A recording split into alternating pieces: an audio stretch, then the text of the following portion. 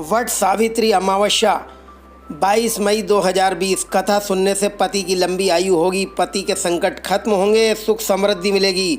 मित्रों, बहुत बहुत स्वागत है, बहुत बहुत अभिनंदन है हमारे इस YouTube चैनल में।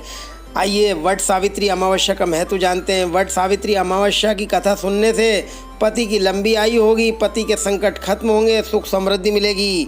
अभी तक आपने हमारा ये चैनल सब्सक्राइब ना किया हो तो लाल बटन दबाकर प्लीज़ इसे सब्सक्राइब करें और पास में घंटी का चिन्ह भी प्रेस करें, ताकि आने वाली नई नई जानकारियाँ, नए नए वीडियोज़, नए नए अपडेट्स, नए नए राशिफल आप तक शीघ्र अतिशीघ्र पहुँच सकें और आप उसका अधिक से अधिक लाभ उठा सकें।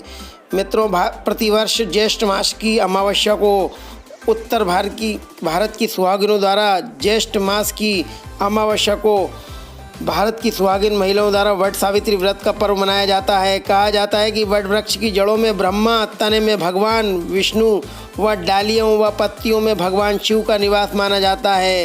इस व्रत में महिलाएं वट वृक्ष की पूजा करती हैं। सत सावित्री की कथा सुनने व वाचन करने से सौभाग्यवती महिलाओं की अखंड सौभाग्य की कामना पूर्ण होती है। आइए सुनते हैं वट सावित्री अमावस्या की कथा। पौराणिक, प्रामाणिक एवं प्रचलित वट सावित्री व्रत के कथा के अनुसार सावित्री के पति अल्पायु थे। उसी समय देव ऋषि नारद आए और सावित्री से कहने लगे कि तुम्हारा पति अल्पायु है, आप कोई दूसरा वर मांग लें। पर सावित्री ने कहा, मैं एक हिंदू नारी हूँ, पति को एक ही बार चुनती हूँ।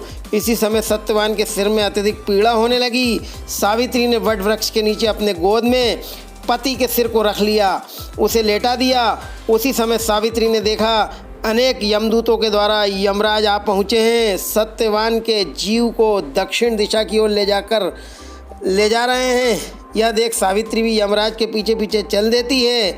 उन्हें आता देख यमराज ने कहा कि हे पतिव्रता नारी, पृथ्वी तक ही अपनी पत्नी अपने पति का साथ देती है, अब तुम वापस लौट जाओ। उनकी इस बात पर सावित्री ने कहा, जहाँ मेरे पति रहेंगे मुझे उनके साथ रहना है, यही मेरा पत्नी धर्म है।